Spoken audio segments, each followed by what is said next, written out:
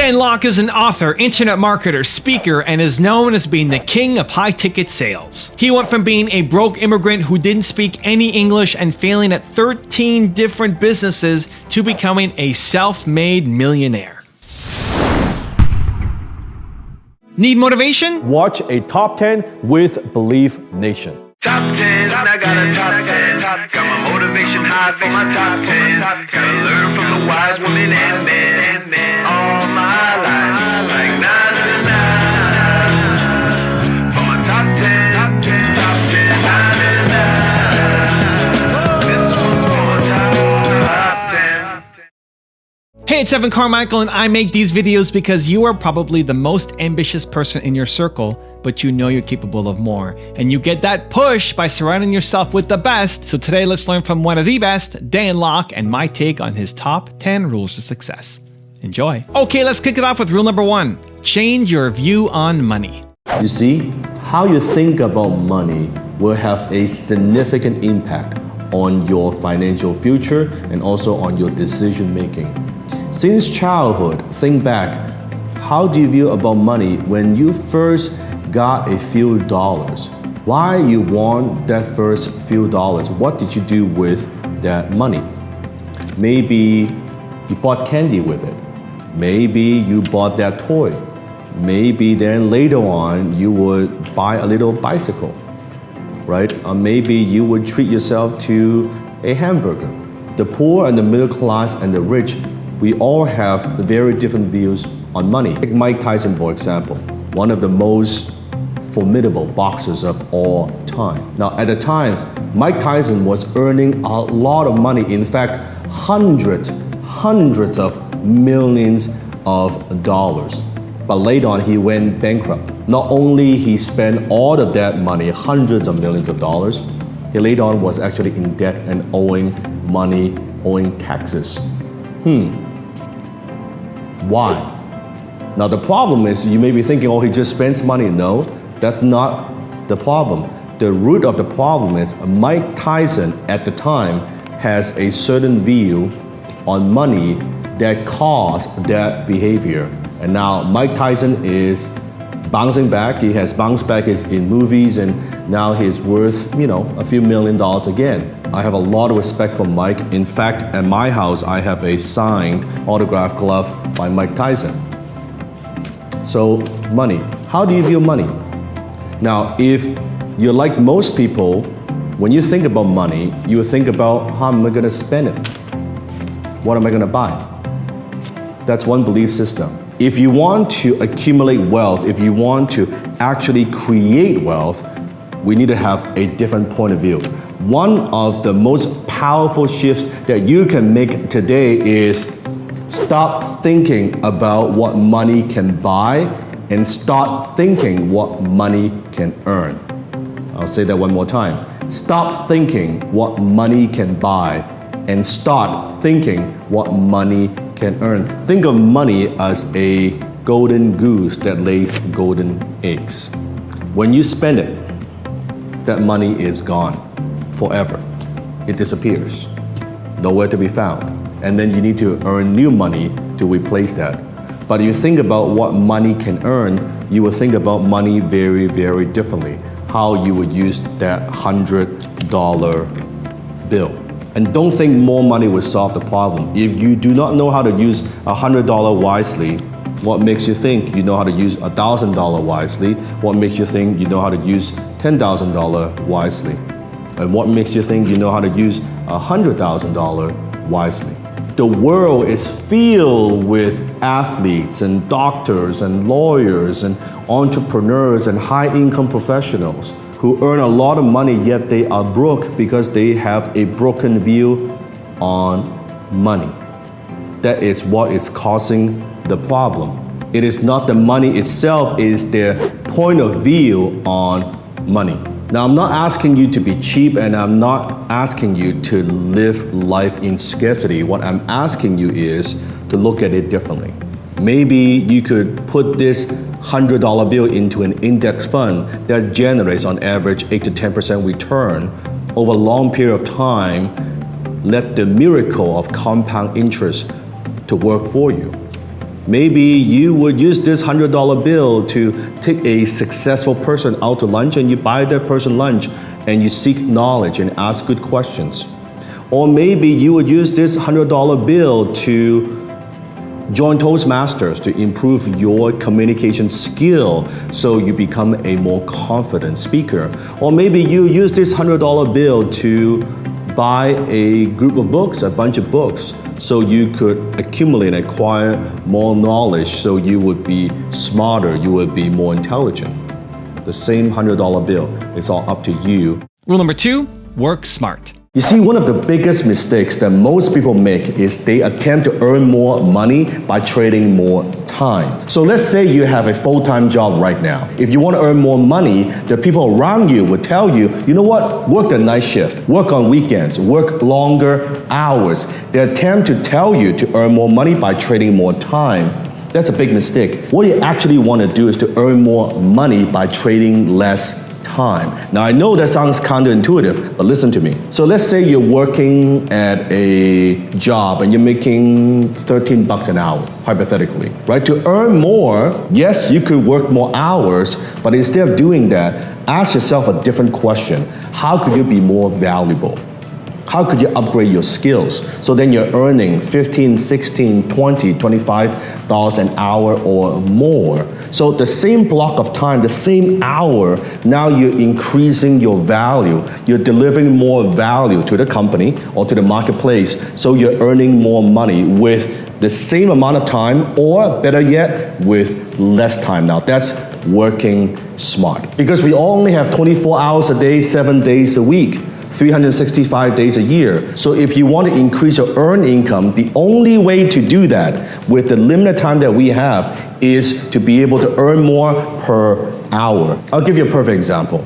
Let's say you are a copywriter. You have a copywriting skill. So before you were earning $13 an hour, and now because of this new skill set, and you are writing email copy, meaning promotional emails for companies, and you get paid $300 to write 2 emails. And it takes you about, on average, an hour to write the email. So 2 emails, 2 hours of your time. So how much did you make per hour? $150 per hour. Now just think about that. Instead of earning $13 an hour, now you're earning $150 per hour. Why? Because the value you're delivering compared to before, much, much greater. It's almost a 10 times increase. That's what I'm talking about. Rule number 3, develop investing habits. You see, when it comes to investing, do not get fancy. You don't need sophisticated, complicated techniques. If anything, you want to go with something very, very simple, something very proven. Most wealthy people that I know, they invest in only a number of things. Could be real estate, could be index fund, could be the stock market, their own businesses. That's it. They're not chasing the latest, what you see on social media, the latest investment scheme and things like that. No, they only invest in long-term proven investment vehicles. Stocks are one of those vehicles. Maybe you're not in a position to invest in real estate. That's okay, you're still saving up some money. When it comes to creating wealth, I want you to understand something here. Skill, right? Skill, your investing skill, that's very, very critical. But what is more important is discipline. Discipline, having that discipline. Don't get the shiny object syndrome. Let's say you could go back in time. You and I could go back in time and you invest $1,000 in Berkshire Hathaway, Warren Buffett's company. You invest in that stock. Now, at the time, the stock was trading at about $19 a share.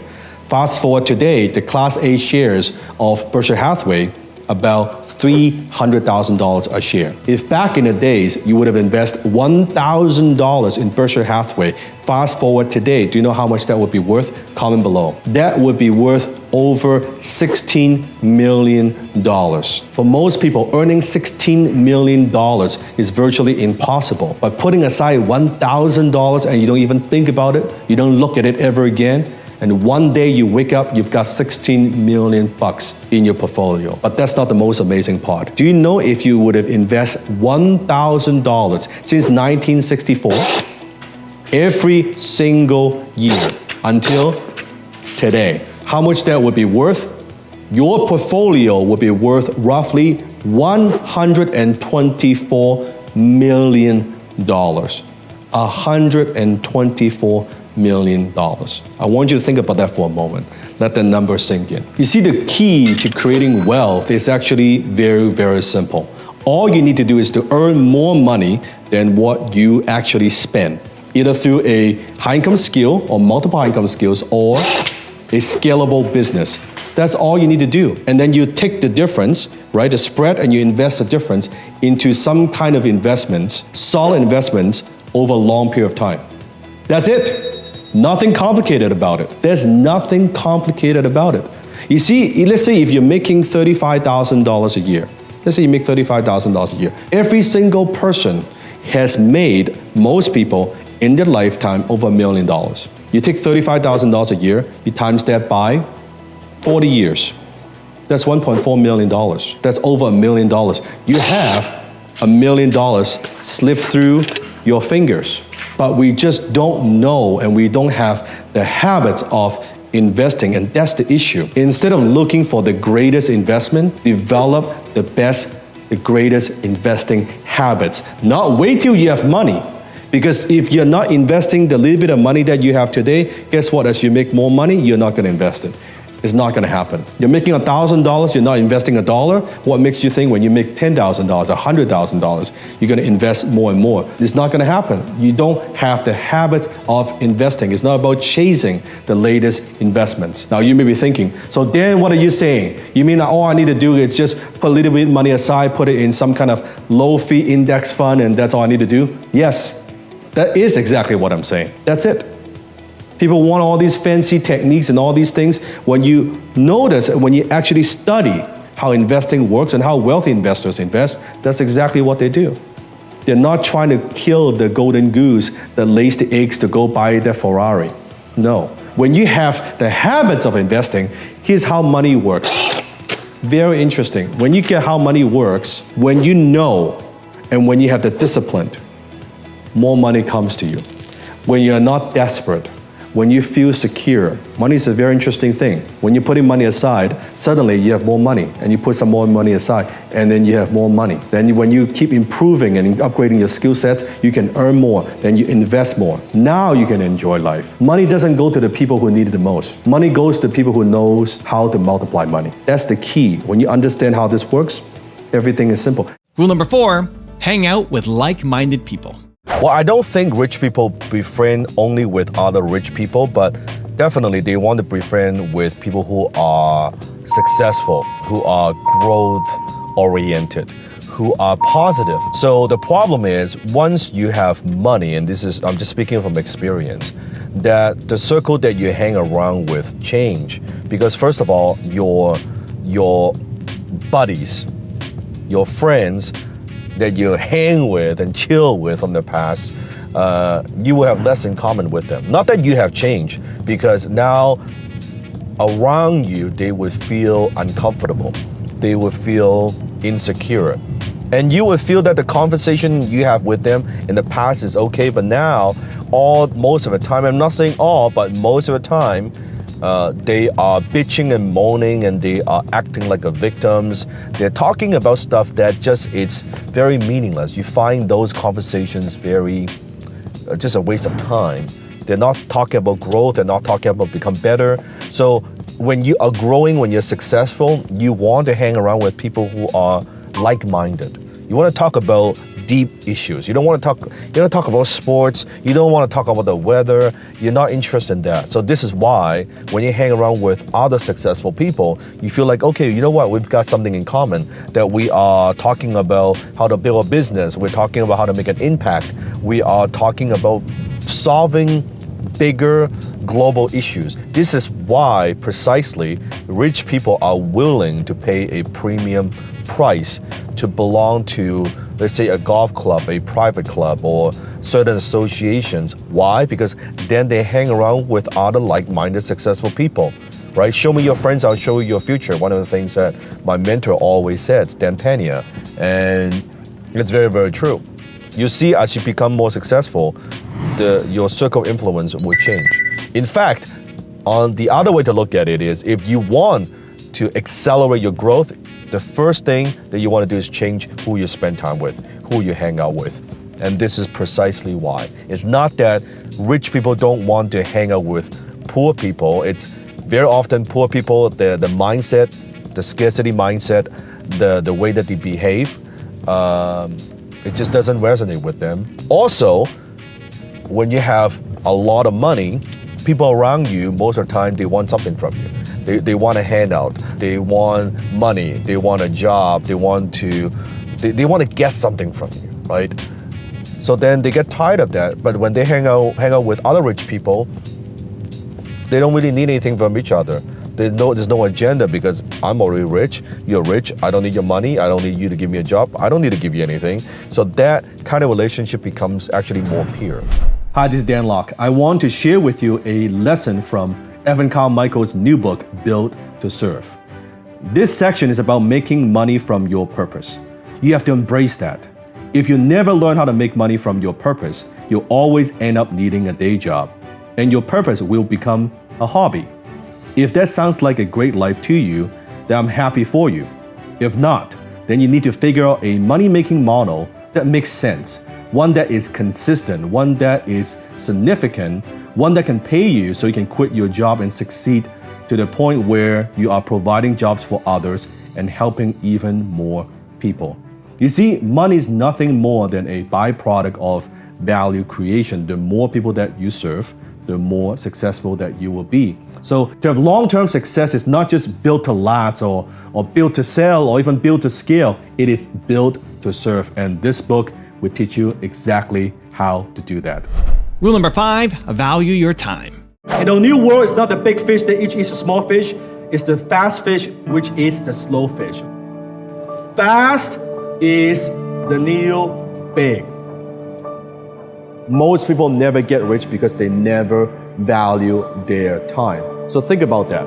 Do you want to make it quick or do you want to make it slow? Do you have time to even make it slow? I got rich when I started valuing my time. Rich people, we value time more than we value money. Poor people, they value money more than they value time. You see, you've heard of the concept of return on investment, ROI. Now, but here's a more powerful concept, and that is ROTI, and that's return on time invested. That's correct. Now, you see, most people, when they think about that one word that makes people millionaires and billionaires, very often the word that comes to mind is what? Hustle. You gotta work your face off. You gotta eat shit for 10 years. And you know what? Hustle, that's part of it. That's a given. That is like the price of admission to get in the door. You don't even hustle, forget about even trying to get in the game. That's just to get your foot in the door.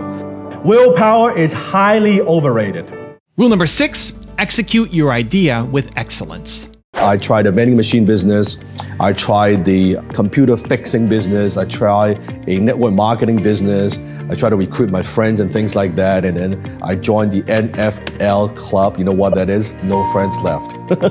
No one want to take my call anymore, right? And also I tried mail order business. So a lot of these business failures, and I could tell you it boils down to one thing. All these ideas that I had, most of the time because I thought it was a good idea. Here's what I believe in. Every single damn problem I have in my life right now started off as an idea, right? It started off as an idea that, hey, you know what? I could make some money doing that. I could make a few bucks doing this. And no, it was just a bad idea. I didn't have the experience. I didn't know how to analyze the market. Is there a need for what I sell? And quite frankly, I didn't have the ability to execute. So the idea was fine, but my execution, just like most of you watching this video, your execution is lousy. You do not have, or you haven't developed the capability or the skills to execute the idea with excellence. Rule number 7, accumulate cash.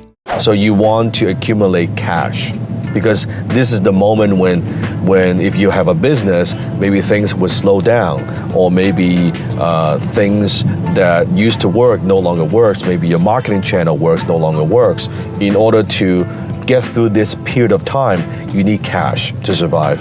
If you have a job, you need cash, right? You want to have staying power. If you actually have excessive cash, this is the moment, right? The smart, wealthy people, we buy. This is where we take advantage of these opportunities. When everybody else they are suffering from recession, this is where we take advantage of these opportunities. And you'll find a lot of people, they get incredibly wealthy during this period of time. So have a lot of cash. Rule number 8, understand loyalty. So loyalty, group interest ahead of self-interest. So let's say we are Navy SEAL. We're going to a mission. And we say, okay, we are going to attack this target. So I trust, so this is my team, like hypothetically, okay? I trust Ed, you are going to go and scout the area first. Make sure that how many enemies are out there. And after you come back, I trust you, and then you say, hey, Sifu, we got 5 enemies. Okay, I trust you. Okay, 5 enemies, I don't think we need more than 3 people. We can take them out. I go to the place, and suddenly, I'm like, there are actually 10 enemies. But I trusted the information 100%, right? Not intentionally to want to put the teams in harm's way, but that's what is happening right now, right? So now, at the place, I got 10 enemies. I only have 3 people with me. I say someone's gonna die. Not all of us are gonna come back because someone is gonna make a sacrifice. Now, I don't know, so as a leader, if I say, oh, Jeremy, I'm gonna sacrifice you like a lamb and you go get shot, if I do that, the 2 soldiers that come back, there will be no other mission. Because they're like, you, because I put my life, right, as ahead of the team, and that's it. Trust is gone. Now, so the trust is gone from here, because like I don't trust you anymore. The trust is gone from here. Do I still have a team? Even we're all highly skilled, yes? The skill set, we know how to shoot, how to kill, that doesn't change, but it's gone. That is gone. Now versus, we say, same scenario, 10 enemies. And I say, guys, chances are some of us won't make it. I don't know how, but here's what we're gonna do. This is the plan, and these are 10 enemies. These are how much ammunition that we have. This is the best plan I could devise. And leader lead from the front. I said, I'm gonna be first one to step out of this door. And I know there are like bullets flying, I know there are bombs going, right? But I wanna get us home safe. But I cannot guarantee it. Are you with me? And then we go. Now, if you come back, no problem, that's great. If come back there's a casualty, we did our best. Make sense? That's loyalty. That's what that means. Best skills in the world doesn't mean anything. Once the loyalty is gone, it's gone. This high performance team, this is why it comes first. In order to survive, it feels like a selfless thing to do, but it actually is a very selfish thing to do. Do you understand what I mean? Because I know the highest probability of survival is we work together. Rule number 9, master public speaking. Most people, they are afraid to present, they're afraid to speak to groups. And that's what makes public speaking so valuable. Companies and organizations, they're always looking for speakers and they're willing to pay a good premium for good speakers. So public speaking skill, not easy to develop because most people are afraid. They're afraid of rejection, they're afraid of public embarrassment. But if you could overcome that and you have an expertise that is valuable to corporation and company, public speaking skill, it is a great skill to master. And rule number 10, the last one before a very special bonus clip, is be patient. Let's say you want to earn income through your blog. Yes, you can earn money by having a blog and having AdSense on your site. Yes, you can generate a little bit of passive income from there without selling a product, just by having advertisers. That's fine, but guess what? You need to first develop the audience. You need to put in the time to write content and write the articles. Given time, it could be months, sometimes years, that you don't really see a lot of results until you get traction. When you get traction, now you're earning a little bit of passive income, but guess what? That takes time. That's not overnight. That's not just like a pie in the sky. It takes time. Now I've got a special bonus clip from Dan on how to create an optimal environment that I think you're going to enjoy. But before that, it's time for the question of the day. I want to know, where do you need to be more patient? Let me know your answer. Put it down in the comments below. And if you're still here watching, you made it this far in the video, I want to celebrate you. Believe Nation, we don't just watch videos, we do something, we take action. If that's you, give me a hashtag Believe down below, and also let me know where you're from so I can celebrate you. I'm a very big believer in success environment. What is the optimal environment that you create, you put yourself in so you could grow? That you could grow. Remember when you're going through school, those classes, Money 101, Investing 101, Wealth Building 101. Remember those classes? Those classes don't exist, right? We're never taught how money works in school. Your parents don't know how money works, so they never taught you how money works. The professor at school don't know how money works. The people around you, your friends, your relatives, they don't know how money works. So therefore, growing up, you never learn how money actually works. What's ironic is this: we spend our entire lives earning money. Why do we go to school? Think about it. To get educated? Yes, kind of, but really it's so that we could have a career, we could get a job, so that we could do what? Earn money, right? Why do we write that resume, right? Why do we go to work every day? To earn money. So it's very fascinating that we spend our whole lives doing something, right? Trying to earn money.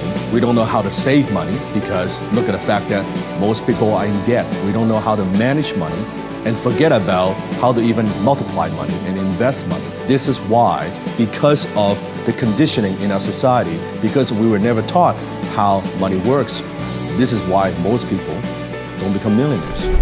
Hi, this is Dan Lok. If you're a fan of Evan's work, if you want to know exactly how to model my success, I want to invite you to join me for a special online training. All you have to do is click on the link below. You can join me for absolutely no charge. So click on the link below and I will see you in class.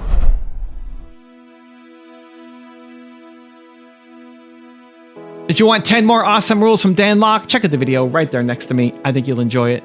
Continue to believe, and I'll see you there. What is the difference between a high-income job versus a high-income skill? Knowing the answer to this question will have a significant impact